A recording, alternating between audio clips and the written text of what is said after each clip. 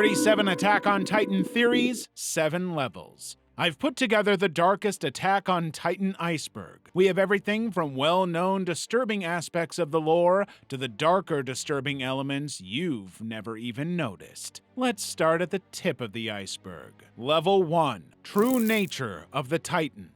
One of the most horrifying things about Attack on Titan is obviously the Titans. But when you finally realize what these things are, it all adds a whole new level of messed up to the story. All this time, these monsters devouring humans weren't some alien species or mythical creatures. They were people. Real people transformed against their will. Every single Titan the Survey Corps slaughtered was once someone with thoughts, dreams, and a family. That realization changes everything. Think about it. When a Titan is killed, you're not just destroying a monster, you're killing someone who never asked to become one. Those horrifying smiles and blank eyes once belonged to regular Eldians, transformed through a substance connected to the source of all living matter. And the most disturbing part? The government inside the walls knew. They just deliberately kept people ignorant, letting soldiers believe they were fighting inhuman monsters rather than victims of an unimaginable curse.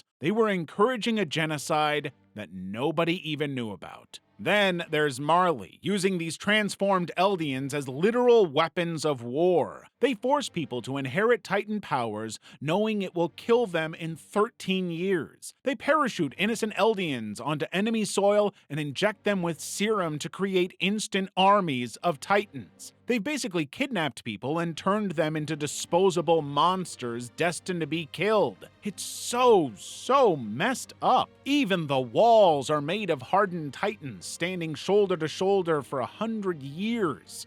Imagine being conscious, frozen in place for centuries, unable to move or speak. Every aspect of this world just seems completely unimaginably messed up. Ymir Fritz.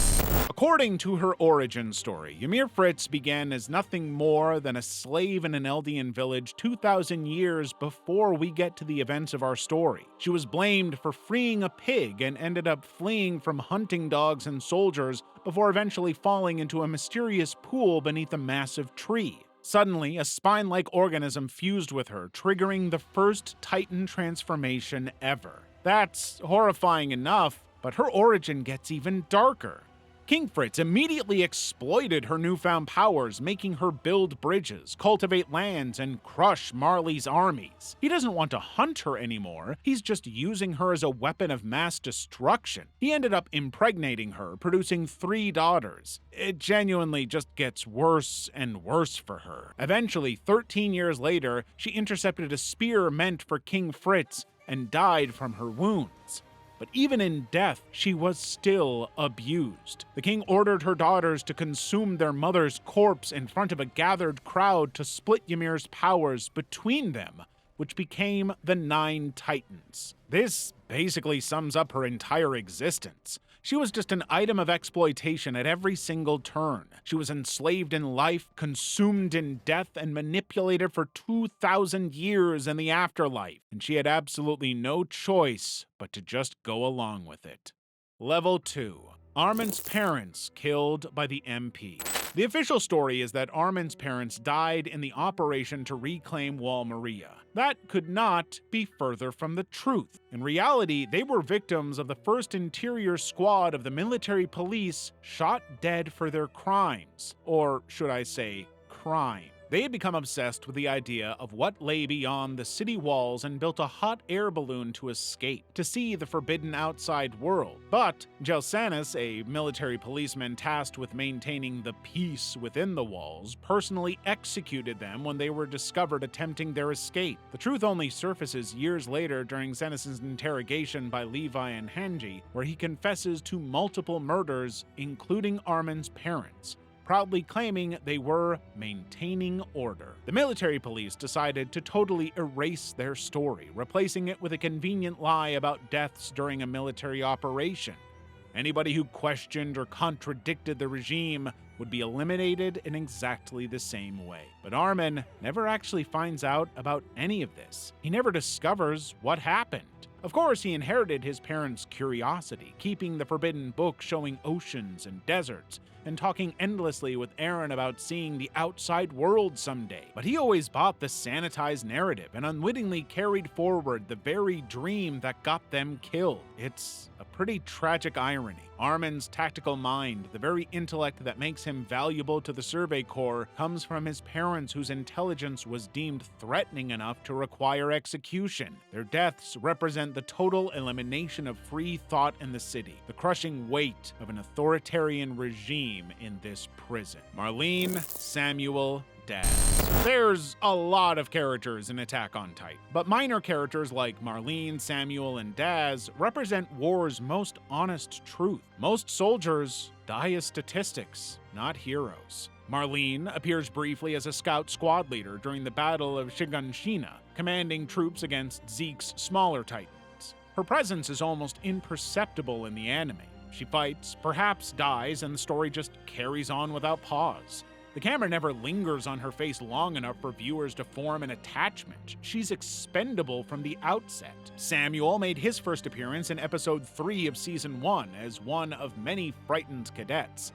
His character exists in the sidelines of the world. He was walking the same halls as protagonists, training alongside them, sure, but most viewers couldn't pick him from a lineup after his introduction. He vanishes from consciousness until suddenly reappearing years later only to die instantly. Another expendable. Daz was equally forgettable, known primarily for his constant fear and crying. In season 1, he actually considered suicide rather than facing the Titans. He survived somehow, disappearing from the narrative until season 4.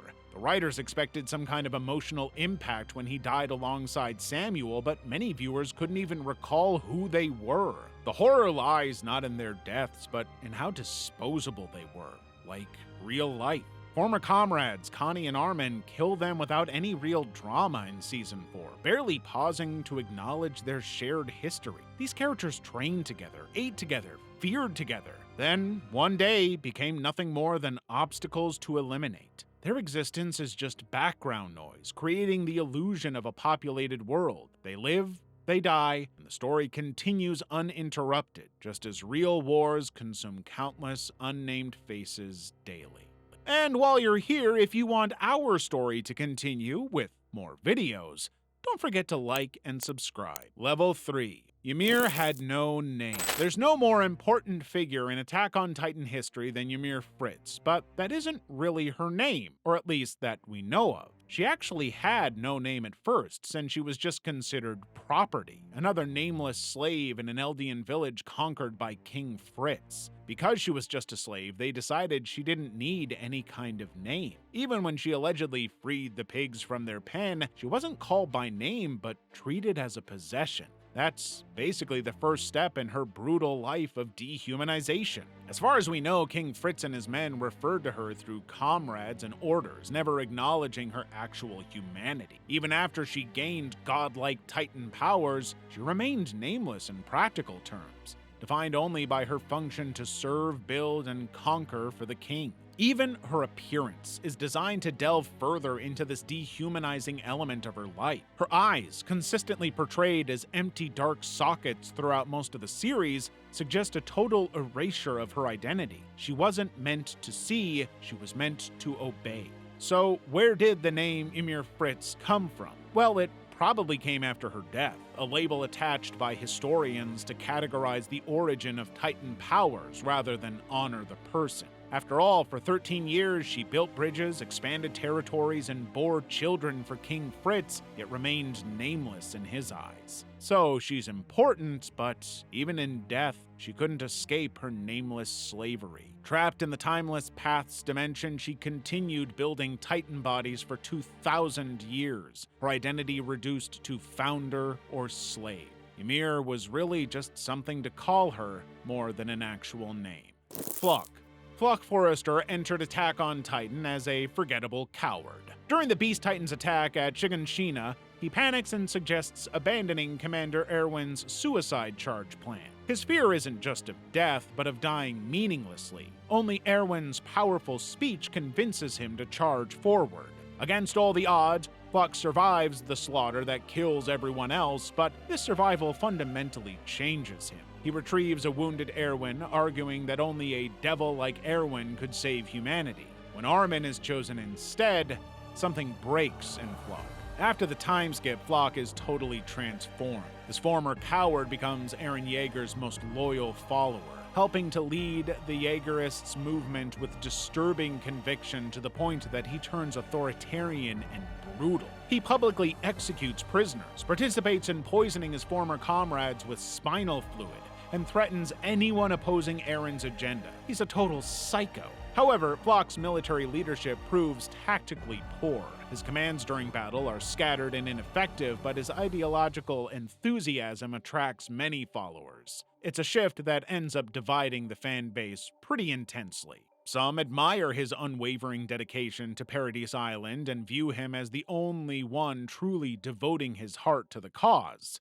Others despise him as a fascist who betrays the Survey Corps' original values of curiosity and courage. But no matter what side you're on, his journey from trembling soldier to ruthless nationalist reflects Attack on Titan's darker themes, how fear and survival can warp idealism into something monstrous. Hero number 1, Perfect Game number 2. Perfect Game and Hero stand out as the two best episodes of the anime, according to fans, both boasting massive 9.8 out of 10 IMDb ratings. These back-to-back episodes from the third season represent the series at its most harrowing and powerful. Perfect Game thrusts viewers into absolute desperation as the Scout regime faces total annihilation. Boulder barrages rain down, crushing soldiers on the battlefield. Commander Erwin, knowing his death is imminent, delivers a speech that became legendary among fans, even going viral on TikTok years later. Honestly, it's just one epic moment after another. The episode confronts viewers with the brutal reality that these characters they've followed for seasons are about to die horrifically with no way out. It's intense, but man is it epic. The brutality escalates in Hero, as Erwin leads a suicidal charge knowing every soldier will be slaughtered. Horses and riders explode into red mist under Titan attacks. The animation spares no detail. Limbs flying, bodies mangled, faces frozen in terror. Levi's revenge against the Beast Titan delivers some satisfaction, but it comes at a horrifying cost. Meanwhile, Armin's sacrifice scene shows his skin melting away as he's burned alive, his body charring while he's still conscious. The camera lingers on his suffering, forcing viewers to witness every excruciating moment. What makes these episodes particularly disturbing isn't just the graphic violence, but how they strip away all hope before offering the faintest glimmer of something good. The characters viewers have grown to love are forced into an impossible choice: die pointlessly or die with purpose. Well, these episodes don't flinch from showing the consequences of those choices in visceral, unforgettable detail. Level 4. True Scale of the Rumbling. The Rumbling presents a catastrophe far more horrific than the anime's visuals could ever fully convey. When Eren Yeager activates the Founding Titan's power, he unleashes over 500,000 colossal titans from the walls of Paradise Island. Each stands 60 meters tall, generating devastating heat and crushing force with every step. Now, the anime depicts a lot of local destruction as buildings crumble, people flee, and entire cities are reduced to rubble. But these images barely scratch the surface. In reality, the Rumbling represents an extinction-level genocide. The Titans form a front approximately 600 kilometers wide, marching in perfect formation to systematically flatten everything beyond Paradise. The manga, however, reveals the disturbing details that the anime soften. In the manga, bodies aren't just crushed, they're completely liquefied under the immense pressure. Those who aren't directly trampled face steam hot enough to cook human flesh, causing mass suffocation and horrific burns. All those survivors who flee underground eventually suffocate as the Titans consume all available oxygen. So, no matter what you do, you're gonna die. Now, let's just apply this to real life for a second. In the early 20th century, Earth would hold roughly 1.6 to 2 billion people. The manga explicitly states the rumbling eliminates 80% of humanity. Over 1.4 billion lives extinguished in days, dwarfing any genocide in actual human history by a large amount. The manga pushes further, showing entire continents reduced to barren wasteland. Nations, cultures, ecosystems are completely eradicated, and rivers and lakes filled with pulverized remains. The environmental aftermath would render most surviving areas uninhabitable for decades. No airdrops of relief supplies, no refugee camps, no international response. Just silence across a flattened world. The anime version was the happy ending. Karl Fritz was evil. Karl Fritz, good guy, bad guy, well, complicated. Actually, he's one of Attack on Titan's most misunderstood villains, masquerading behind a veneer of pacifism while orchestrating generations of unbearable suffering. He didn't withdraw to Paradise Island out of remorse for his ancestors' sins, no. He enacted perhaps the most extensive form of tyranny imaginable. Fritz stripped an entire race of their memories, their history, and their identity. That's not mercy, that's control in its most insidious form. He remade millions of minds against their will, inventing a false reality where people believed they were the last humans alive. He created this inescapable prison of ignorance, maintaining power while claiming moral superiority. Not a good guy. The king's actions condemned the Eldians remaining on the mainland to centuries of persecution without any possibility of escape. These abandoned subjects faced ghettoization, discrimination, and eventual weaponization that just turned them into living weapons, while completely severed from their fellow human beings behind the walls. Fritz never provided these people a path to redemption or reconciliation because it wasn't convenient.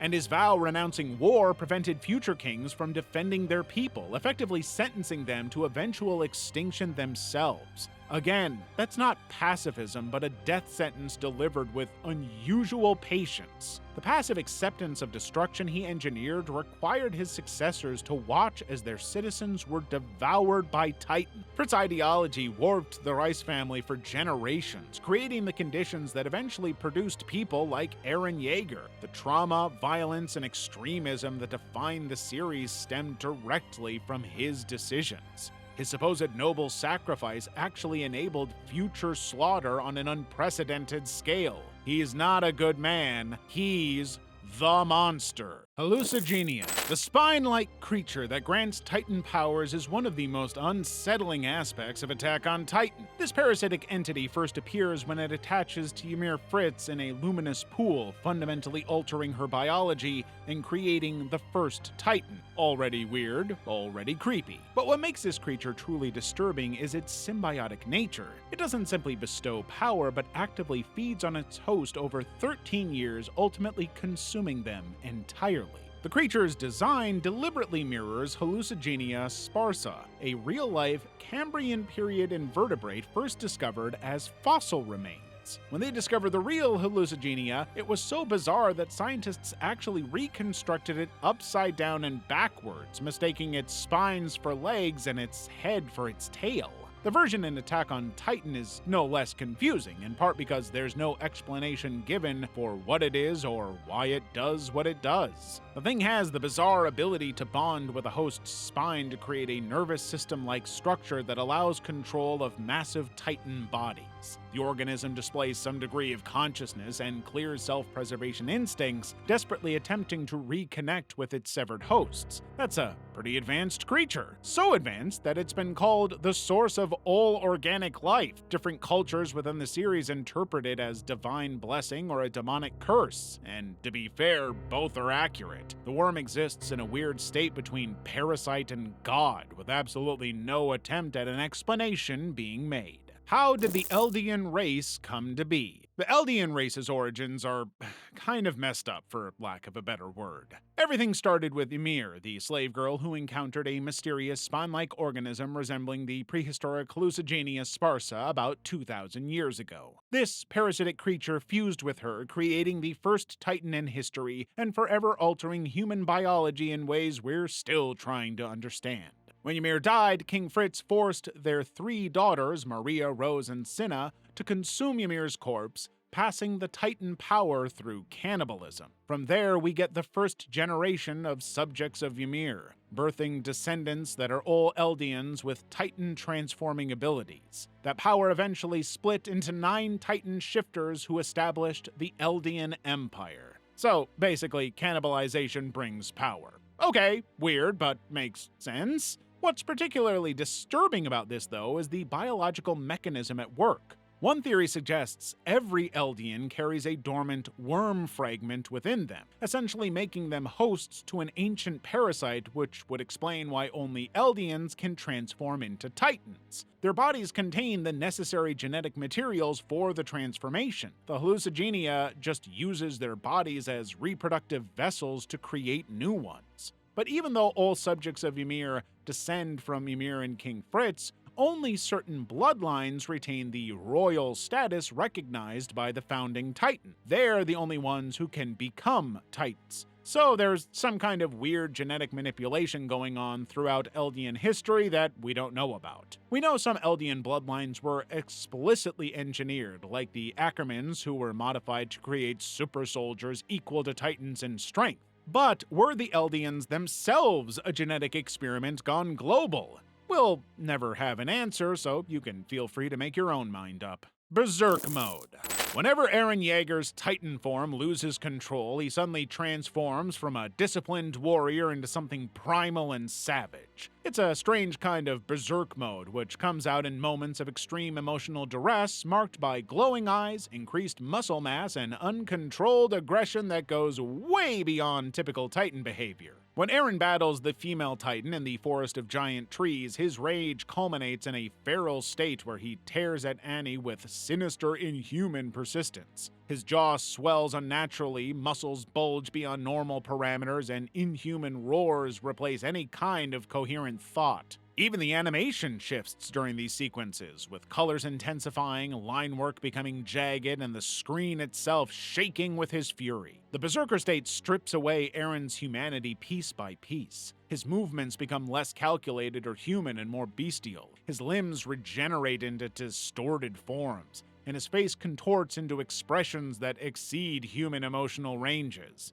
It's like something ancient and primal has awakened within the flesh. All of this comes from Isayama's admiration of Kentaro Miura's Berserk, a reference that comes through in these moments. Both Berserk and Attack on Titan feature protagonists struggling against inner darkness while fighting monstrosities, and both feature horrific graphic body transformations. In fact, those body horror elements are what make it so creepy to see. Eren's partial transformations show exposed muscle tissue, protruding bone fragments, and sinew connecting the human to the monster. The Berserker rage is just the thin line between man and monster, control and chaos, purpose and blind rage. But these boundaries dissolve with terrifying consequences when crossed. Poopy Pants. One of the longest-lasting running jokes from the series is that Rainer Braun has, for lack of a better word, poopy pants. It all comes from the moment when Reiner, under extreme stress, appears to break down physically. But of course, the fans reinterpret these as instances where he soils himself, which, to be fair, is not unlikely. Combat veterans often report loss of bowel control during traumatic incidents, and Reiner's body is definitely physically responding to the overwhelming stress, so it makes sense that his fight-or-flight response would lead to an accidental poop or four. After all, Reiner suffers from severe PTSD throughout the series. He develops a split personality, shifting between warrior and soldier identities. His mind is literally shattering under the impossible burdens. These moments of accidental pooping occur at pivotal revelations, like when his cover risks being exposed, or when confronting those he's betrayed. His body breaks down just like his mind. And his underpants, I imagine. Hating Gabby. The moment Gabby Brown shot Sasha Blouse, the fandom exploded with unprecedented hatred. Fans who had grown to love Sasha over multiple seasons watched in horror as this new character, this child soldier at that, killed her without remorse. From that moment on, people loathed Gabby with a passion that went way beyond normal dislike for a fictional character. They found her insufferably arrogant, self-righteous, and the embodiment of everything wrong with Marley. Her constant declarations about island devils grated on viewers who had spent years following these devils as the protagonists. The hatred was visceral, immediate, and intense, sending death threats to the character on social media, and memes celebrating her suffering went viral. But then something started happening as the story progressed. We saw Gabby's worldview begin to crack. Her exposure to the devils of Paradise, particularly the Browse family, forced her to confront the humanity and those she'd been taught to hate. This child had been systematically brainwashed from birth, told she was inherently evil because of her blood, and that only by killing other Eldians could she be good. The fans started seeing her as a tragic product of cyclical hatred rather than just an annoying brat. Well, some of them. This redemption divided viewers sharply. Some found it powerful, watching a child break free from brainwashing, recognizing the horror of what she'd done. But others couldn't forgive her, feeling the narrative just excused murder through a convenient redemption arc. Eren is depressed. In the series' final arc, we see a whole new side to Eren that is just devastating. It's basically a complete psychological collapse. This guy who was once full of passionate hatred for Titans is now just detached from his own humanity. He's depressed. You can see it in his dead eyes when he speaks to his friends, that 1,000-yard stare that suggests he's looking at something none of them can understand. He walks through scenes like a ghost already separated from this world. The way he calmly discusses genocide as if describing tomorrow's weather is weird, and it's extremely unsettling. His friends notice it too. The distance growing between them is hard to ignore. In reality, Eren is extremely depressed, struggling to cope with what he knows. He sees the future through his Titan powers and becomes trapped by it. He's no longer making choices, but following a script he despises yet cannot escape. That creates this horrible contradiction of a dilemma which pushes him into depression. He commits atrocities for freedom while being completely enslaved to his predetermined path. The self-loathing becomes overwhelming. He hates what he's doing, hates what he's becoming, but cannot stop his forward momentum. The depression will just keep getting worse, but he has no way out. He's drowning mentally, and we're all following him down the rabbit hole. Eren is right?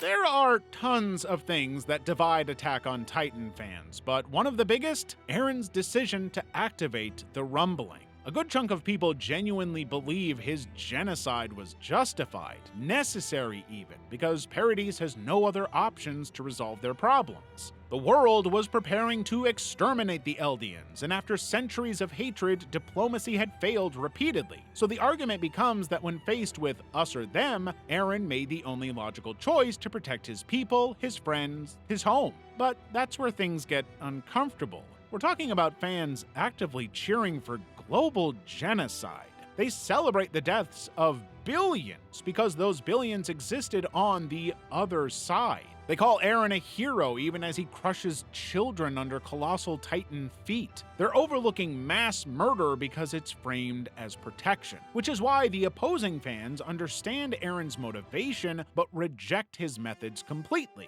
They point out how the series establishes cycles of violence and how Eren perpetuates the very evil he claims to fight. He's a hypocrite. They see his actions as a betrayal of the Scout regime's ideals and the friends who believed in him. People instinctively side with their group and can rationalize horrific acts against the other side. When fans defend the rumbling, they're really saying they value their own tribe infinitely more than strangers. And is that right or wrong? Depends on what side you're on, but whichever side that is might say more about you than you think. Original ending. Isayama once revealed he intended to end Attack on Titan with a The Mist-like ending, which is to say, completely hopeless and traumatic. Fans have speculated for years about what this ending would have been, especially after he released that cryptic final panel sketch showing someone holding a baby saying, "You're free."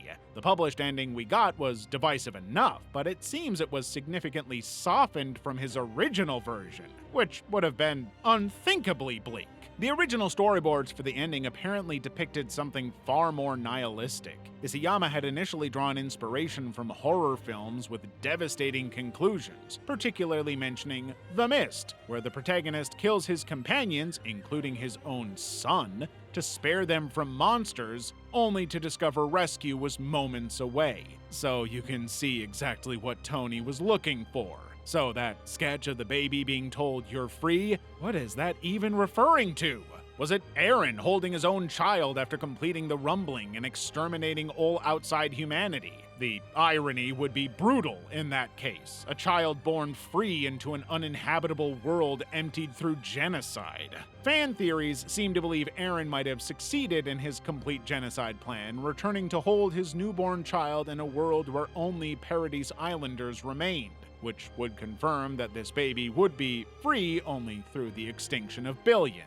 And remember that Isayama backed away from this ending not because it was too dark conceptually, but because he feared disappointing his fanbase. So for all we know, this is the actual ending to the story. Reiner has split personality disorder. Of all the characters in Attack on Titan, Reiner Braun is possibly the most realistic. His mind fractures under pressure in ways that mirror genuine dissociative identity disorder, literally splitting between soldier and warrior personas as a survival mechanism. He's not playing roles, he's genuinely forgetting which identity is real during critical moments. Watch how he talks to himself in the tower scene, having full conversations between his disparate selves as if they're separate people sharing one exhausted body. His dissociation deepens with time. When confronted with his betrayal on the wall, Reiner's soldier persona genuinely has no memory of his warrior mission. It's as though his brain built walls between identities to protect his sanity. It's a complete compartmentalization born from trauma, with each personality holding memories the other can't access. His breakdown in the Shiganshina district shows all the clinical signs: lost time, identity confusion, depersonalization. Even though everybody in the show suffers, his suffering is unique and horrific. Every friendship formed as a soldier is damaged when his warrior self resurfaces. He's trapped in an unending, constant self-betrayal. And what's worse is that Reiner can't integrate these identities into one because both contain unbearable truths. The warrior carries genocide, the soldier carries lies. Both carry shame. He would be destroyed if they both discover the other. So, back to why he's so realistic, his condition reflects real trauma responses. The bleed through between personalities increases under stress. His suicide attempt wasn't melodrama, but the logical endpoint of this psychological torture. His mind was literally tearing itself apart, unable to reconcile what it has done with who it believes itself to be. He's just a broken man. R/Titanfolk.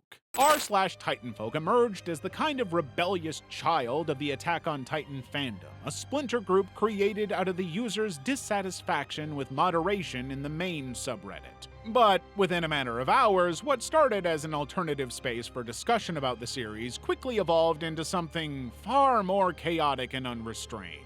The minimal moderation approach unleashed a torrent of memes, shitposts, and increasingly radical interpretations of the series that couldn't exist elsewhere. And one of the subreddit's biggest obsessions is Jaegerism. Users gather to celebrate, defend, and sometimes disturbingly glorify Eren Yeager's genocidal actions. The based Eren mentality flourishes here, with both ironic and unironic support for fictional mass murder discussed casually alongside character shipping debates and complaint about animation quality. In fact, many of the fandom's wildest theories originated right here in Titanfolk's unregulated discussions. Before the manga's conclusion, elaborate conspiracy theories about Eren's master plan spread like wildfire, only for the actual ending to trigger unprecedented toxicity, even for this subreddit. When the finale dropped, the general consensus was that it was abysmal dogshit. They were so upset about the ending that they started inventing their own. Projects like AOT No Requiem were specifically designed to just provide a better ending because the one they got simply wasn't good enough. Level 5. Euthanasia was the only truly peaceful option.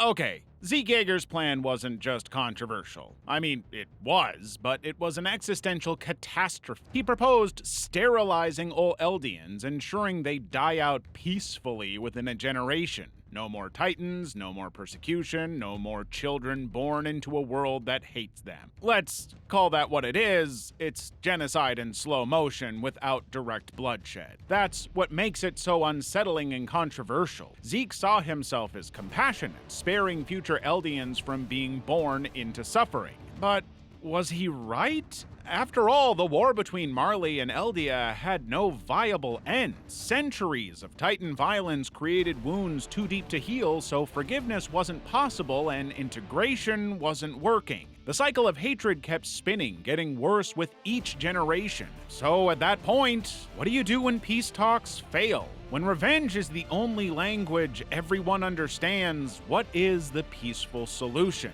For Zeke, he felt that the only solution was to end the existence of an entire race, gradually and humanely. Now, obviously, this is controversial to say the least, but some fans argue this was the only rational solution, and let's hear them out. The math makes some logical sense. One generation suffers knowing they're the last, but infinite future generations are spared from persecution and the world moves on. The Titan threat disappears without a single drop of blood spilled. Does that make it okay? That's kind of the big impossible question. Is it better to keep the freedom to live miserably or to embrace the peace that comes from not existing at all? I'll let you guys hash that little existential nightmare out in the comments. World War II parallels or Attack on Titan is anti-Semitic.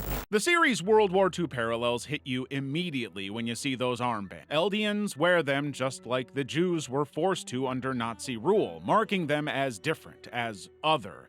It's not subtle. The Marleyan government rounds up Eldians into ghettos, treats them as subhuman, uses them as weapons, and continuously reinforces propaganda about their inherent evil. The imagery is unmistakable. It is absolutely a direct reference to the Nazi treatment of innocent Jewish prisoners. But then the story complicates the parallel by establishing the lore that Eldians once ruled brutally over Marleyans, suggesting their persecution might be somewhat justified. Well, now our symbolism is very uncomfortable. Suddenly, these Jewish-coded characters have a history of actual monstrosity. I mean, the Eldians literally transform into man-eating giants. They're not innocent victims in the traditional sense. For his part, Isayama claims he never intended anti-Semitic readings, but the parallels are undeniable. Even the manga walks a disturbing line where it sometimes seems to suggest ethnic conflicts have legitimate historical grievances on both sides. And think about this. The series ultimately follows Eren Yeager, initially portrayed as a freedom fighter, as he embraces genocide as a solution to the world's troubles. So now, viewers have no choice but to confront how these liberation movements can morph into something horrific and that the oppressed inevitably become oppressors when given power.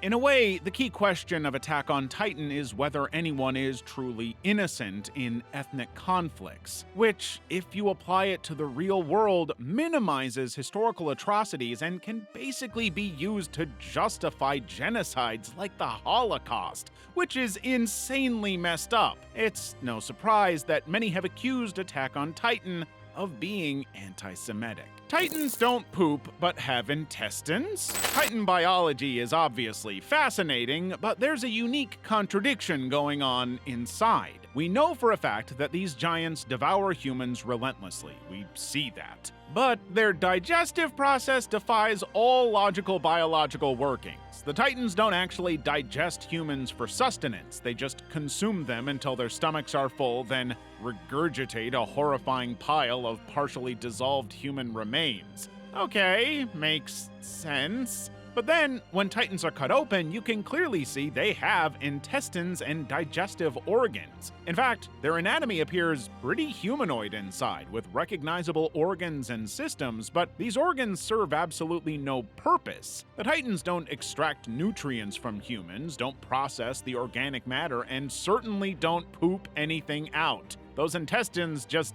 exist, which is weird. Evolution creates organs to serve specific functions, and intestines exist specifically to process food and remove waste. So why would Titans have fully formed digestive tracts when they have no biological need to digest? They don't need nutrition from humans. They don't convert human matter into energy. Their entire existence already defies conventional biology. The animation sometimes shows these internal organs when Titans are sliced open. Humans get swallowed whole, swim around in stomach acid, and eventually get vomited back up in a gooey mass. Meanwhile, those intestines just sit there, completely non-functional. Titans are just mockeries of human biology. They have all the parts, but none of the purpose. Fans debate whether this is just an animation inconsistency or if there's some deeper meaning. Either way, it's weird to think of these human digestive systems that serve no digestive purpose whatsoever, and weirder to imagine being puked up by one. Titan genocide was exaggerated.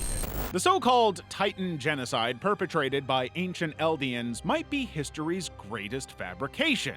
In the show, I mean. When you really look at the evidence presented in the series, Marley's historical accounts start to unravel at the seams. The whole narrative that Eldians used Titan power to slaughter millions and take over continents for 1700 years conveniently serves Marley's current political agenda. They seized control of the narrative after winning the Great Titan War, and who checks the facts of the winners? Yep. Just consider how King Fritz's memories were altered. If a king can manipulate the memories of an entire race, what's stopping powerful nations from manipulating written history? The Devil of All Earth story varies wildly depending on who tells it. Marley paints Ymir as making a deal with the devil, while the Eldians' restorationists view her as a divine gift-bringer. Neither has proof beyond their personal and cultural bias, so the whole thing is unreliable. But as is common with fascist dictatorships, this potentially false history was created and used to justify cramming Eldians into internment zones, forcing them to wear armbands and treating them as subhuman. Children born into Liberio internment zone grew up believing they're born from evil, carrying the sins of ancestors who might never have actually committed those atrocities. They're literally turning themselves in for crimes they can't possibly remember or verify happened. Just to prove how convenient it all is, the Tiber family maintained their wealth and status despite being Eldians. Why? They helped Marley's cause. So yes, convenient exemptions like this suggest the Titan Terror was a political tool rather than historical fact. The Marleyan government needed a monster to unite against, a historical boogeyman to justify their military expansionism. The Eldians simply fit the bill, tale as old as time. Level 6. Source of all living matter is a Lovecraftian entity. If you really think about it, the source of all living matter might be the most disturbing element of the entire series. This spine-like parasite resembling the prehistoric hallucigenia appears from nowhere and attaches to Ymir, creating powers that reshape an entire world, and we never get a proper explanation. That's terrifying. We're shown this thing, this creature that fundamentally alters human biology and creates generations of suffering, and it's just kinda there with no explanation. It's exactly like something from the work of H.P. Lovecraft, an entity beyond any sense of understanding that operates on principles we can't understand. The way it bonds with human DNA, creating paths connecting all Eldians across space and time, that's pure classic cosmic horror. The parasite exists outside of our understanding of natural law, and there's no effort at any explanation. The more you consider it, the more unsettling it becomes. All of the brutal history in the series' world, the Titan Wars, the Walls, the suffering, stems from an organism we can barely even see, let alone understand. It's like finding out we're just puppets in some vast, uncaring cosmos. And that's what makes it so Lovecraftian. Not just the body horror of Titans, but the existential dread of discovering humanity's fate was altered by something so alien it might as well exist in another dimension. We spend years following these characters' struggles, only to learn they're all pawns of an unfathomable entity operating beyond the constraints of time itself, which actually may be our fate too. Yikes. Erwin would support genocide. Erwin Smith's entire career was built on necessary evils. He sent soldiers to their deaths without flinching, manipulated others into suicide charges, and lived by the cold measure of sacrifice. The man literally convinced his troops to ride to their deaths with a smile on his face, so yeah. But that same ruthless pragmatism that made him an effective commander would have faced its ultimate test if he had confronted the truth about Marley and the outside world. Erwin always believed the ends justified the means, but what would have happened when those means become truly monstrous? The Rumbling presents exactly the kind of impossible situation Erwin was a master in navigating. When facing extinction, his utilitarian mindset would likely view the equation simply us versus them. And that's why many people believe he would have been strongly in favor of genocide. The world declared Paradise Island a devil race that must be exterminated. But the technological gap meant conventional warfare wasn't a good idea, and since Erwin consistently chose the most direct path to victory regardless of the moral cost, it seems pretty easy to see where he would go. Erwin's entire character arc centered on sacrificing his humanity and conscience for humanity's survival. But now, humanity would narrow to just Paradise Islanders, so that same logic becomes terrifyingly applicable to eliminate all other threats permanently. But to be fair to him, Erwin wouldn't just support a plan like this, he'd probably be the one inventing it. He'd probably calculate the exact human cost, weigh it against Paradise's survival odds, and make the call with the same unflinching resolve he showed when sending recruits to distract the female Titan. Mass death was always just a means to an end for Erwin. The scale would just be a little different. Violence equals fuel for the Elder God. Have you ever noticed how violence never seems to end in Attack on Titan? It's almost as if something feeds on it. The paths might actually be a cosmic feeding tube for an Elder God, and maybe even that prehistoric spine creature, Hallucigenia. Think about it. Every transformation, every battle, every drop of blood spilled generates energy that flows through the paths. So that endless cycle of Eldians turning into Titans only to devour humans creates a perpetual energy source. When Titans regenerate, that's Hallucigenia drawing power from something. And what better fuel than suffering and violence? The subjects of Ymir sacrifice their humanity to feed this ancient parasite and stay alive. War itself is basically just a ritual that keeps this entity satisfied. Remember how the Founding Titan connects all subjects of Ymir across space and time? That's basically a harvesting system. Ymir's 2,000 years of servitude, Eren's genocide, the Marleyans' persecution of Eldians, it all creates this never-ending buffet of suffering and sacrifice. Which means the Hallucigenia might not just be the source of all living matter, but an ancient god that discovered humans make excellent batteries for cosmic energy. But wait, then that means the walls aren't just protection, they're literal prison walls because this is just one big cosmic farming pen. Every living being is basically livestock, not for Titans, but for something much older that watches from the paths. It's an all-you-can-eat buffet with humans as the meat. Cycle will never end. The world of Attack on Titan might be permanently trapped in an endless loop. A literal time loop that just keeps restarting. Eren's unexplained visions and memories from the future were glimpses of a cycle that had repeated countless times before. The mirror imagery is deliberate, characters constantly seeing their reflections, parallel scenes recurring with slight variations across episodes and seasons. Even the final panel leaves this possibility wide open, with that child approaching the tree eerily similar to how Ymir first encountered the source of all organic matter. Time in this universe doesn't move forward in a straight line.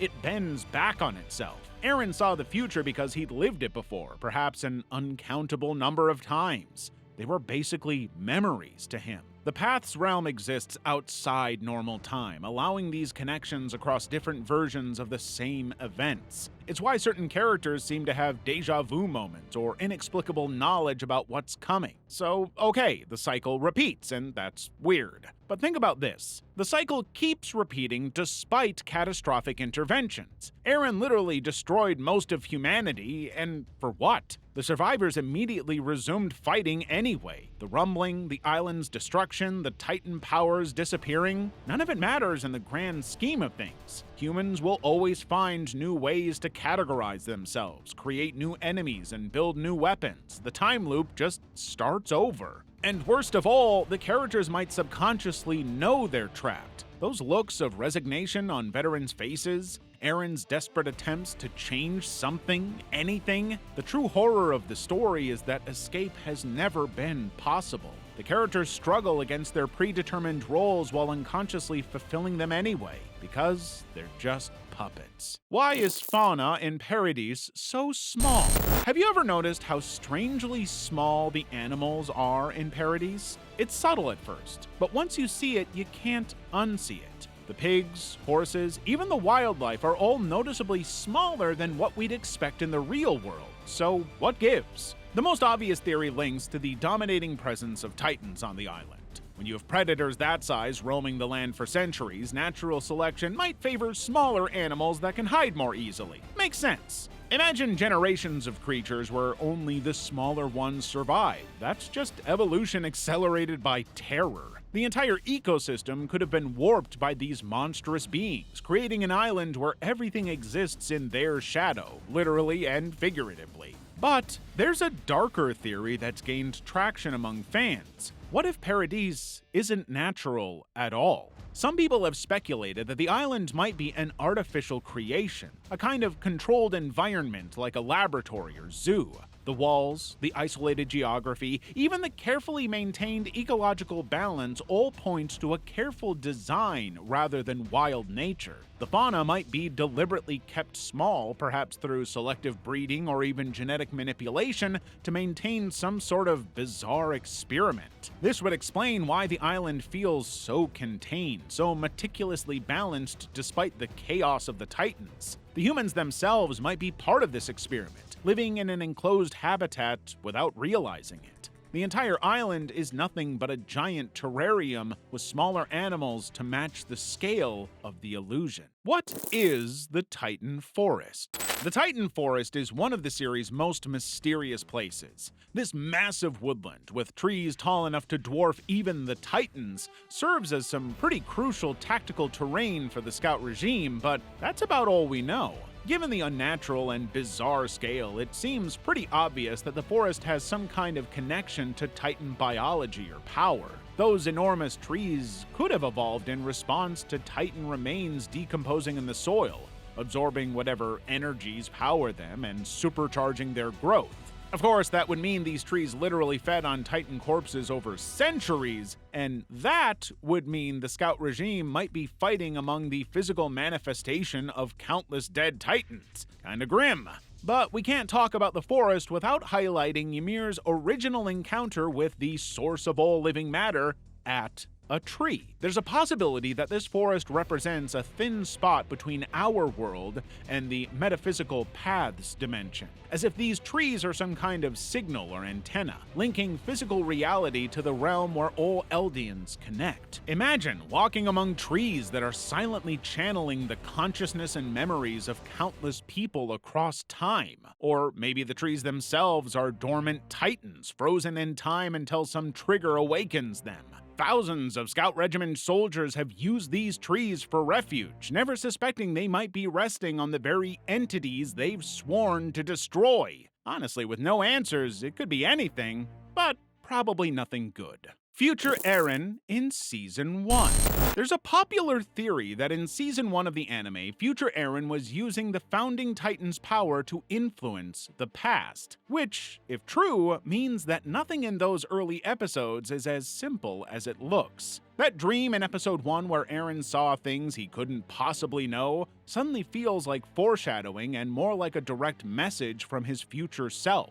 The paths allow time to flow in all directions, so what if Eren was already pulling strings, guiding his younger self toward the future he wanted, or maybe the future he thought was necessary? It means the horror of his mother's death, the fall of Wall Maria, all the pain and trauma could have been set in motion by Eren himself. Not fate, not chance, they were deliberate choices. That's the most disturbing part. The idea that Eren, the supposed hero, was never really free.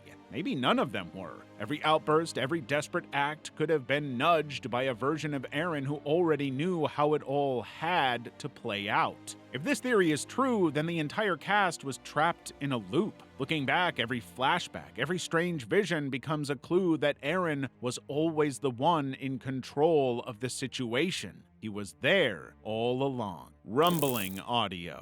The rumbling sequences are already disturbing enough. Thousands of colossal titans marching in unison, flattening civilization and ending countless lives. It's not an upbeat, feel-good kind of thing. Yet some fans of the anime claim there's something even more unsettling hidden within those scenes. Subliminal audio elements barely perceptible during normal viewing. People swear they hear voices crying for help beneath the thunderous footsteps, like the collective consciousness of victims being trampled underfoot. Others claim to detect backward speech that, when reversed, reveals nihilistic messages about humanity's inevitable destruction, which, let's be honest, would be in line with the tone of the show. It's probably just our brain's tendency to find patterns and randomness combined with the power of suggestion. Sure. And the compressed audio on streaming platforms doesn't help either, since it can create warped sounds that can be misinterpreted. But imagine if Isayama actually did do this. It's not impossible. And as I said, millions of voices reduced to background noise in humanity's extinction event feels pretty well aligned with the show's themes. The rumbling itself is genocide presented as background noise to character drama, so why not do the same with the audio? The truth is probably more boring, but hey, anything's possible. Levi Death Paint. When Isayama shared that drawing of Levi sleeping peacefully, fans immediately sensed something was wrong. There's something weirdly unsettling about seeing someone like Levi, humanity's strongest soldier, so vulnerable and peaceful. He was a man who'd spent his life surrounded by violence and gore, suddenly depicted in perfect unbothered tranquility. You can't help but think death is the only place he'd find that kind of peace, and that's exactly what the fans thought. They immediately began connecting dots from the manga. That thunder spear explosion left him practically unrecognizable, face full of shrapnel, bleeding everywhere. How could anyone survive that? Even an Ackerman has limits. The drawing seemed like Isayama's way of softening the blow, showing us that whatever horrors Levi endured, he'd finally rest peacefully. Dead, but peacefully. But that's the sick joke of it all. Levi survives. He doesn't get that peace. Instead, he lives on with permanent injuries as a kind of physical reminder of everything he's lost and endured. The drawing becomes something else entirely. Not foreshadowing, but wishful thinking and a failed hope. It will never happen. It shows the impossible dream in the series' cruel world. It's the twisted hope everyone clings to, that after all the suffering, the bloodshed, the countless deaths, maybe there's some quiet rest waiting. But nope, the cycle will never end. Level 7. Frida saw Eren in the mirror. There's a panel in the manga where Frida Rice looks into a mirror and suddenly seems terrified. Now it's subtle, but the fear in her eyes is pretty clear and real. But what exactly she saw isn't clear, which means that the fandom has started to fill in the gaps.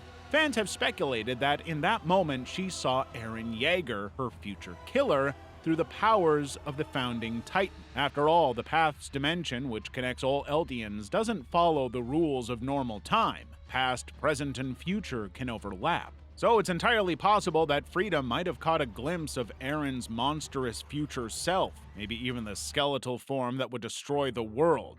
And that's not a comforting image, right? All of this means the founding Titan's holders aren't just haunted by the past, but the future too. Frida could have seen flashes of the rumbling, of genocide, of her own inevitable death at Eren's hands. She might have realized, in that instance, that her fate was sealed and that she was powerless to change anything, which is extremely horrific to even consider. Imagine having to go about your life after seeing that. But think about the implications of this. It suggests that none of the characters have any true agency. If Frida saw Eren, it suggests everything was predestined, that the cycle of violence was always going to repeat. This mirror panel is pure existential dread, seeing the end before it happens and knowing you can't stop it. No wonder she was terrified. Eren killed his mom. Chapter 139 of Attack on Titan delivered what has to be one of the series' most disturbing revelations. Eren Yeager was responsible for his mother's death. During his final conversation with Armin in the Paths, Eren admitted that he redirected Dinah Fritz's Titan away from Berthold and toward his childhood home.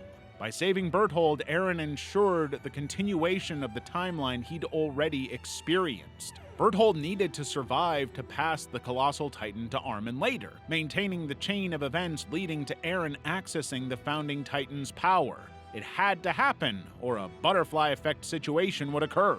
But Eren didn't even know he'd done this until he accessed the Founder's complete power, which is horrifying to think about. He'd spent years driven by revenge for his mother's death, only to discover he'd orchestrated it himself. It's a perfect closed loop. His mother dies, fueling his hatred of Titans, driving him to seek freedom, eventually gaining the power to influence the past, then causing the very event that started his journey. He's doomed from the outset. Eren had to ensure his childhood trauma happened.